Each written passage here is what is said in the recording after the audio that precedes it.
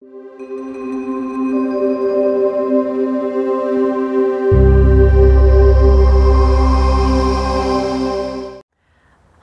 so today we're going to talk about what the arms are doing in downward dog so we can really facilitate external rotation in the shoulder socket. All right, so I have Kara and Mark here. Go ahead and do downward dog, please. Okay, these are two different bodies. All right, and so if you're an inspiring teacher or just a practitioner, it's really good to look at different types of bodies so you can see what's going on in the pose.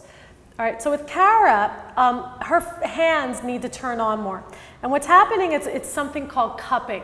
We're losing the press of the thumb and the index finger, which is the stronger, more stable part of the hand. Okay, so first thing I'm going to do is tell her to press down through her thumb and index finger and really learn to hug the forearms in.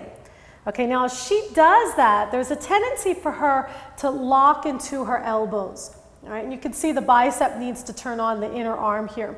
So I'm going to put my hands up here, and Kara, go ahead and just gently press out against me. All right, not so much that your elbows are starting to bend, but just enough that you can feel a widening between your shoulders and your ears. Good. Steer a little bit more weight to the thumb and the index, forearms in, biceps out.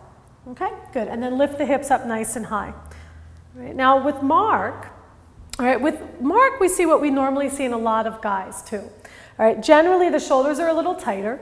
And so what happens is, all right, the traps up here get a little bunchy.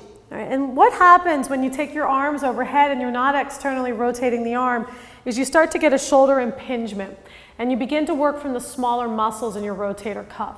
Okay, so to externally rotate Mark's arms, we're going to take the outer arm in, and the triceps are gently going to roll back towards his legs. Now as I'm doing that, I'm really wrapping the triceps in and firming them in.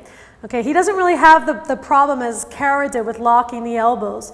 But what I want you to do is push into your thumb and index finger and really pull up through those inner arms. Good.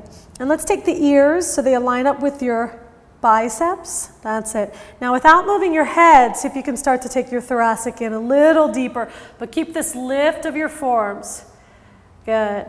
All right, so it got a little bit better here, but what we want to see is one long line from the arms into the scapula, and then keep that. As the scapula spread, they also lift up. All right, guys, and come down.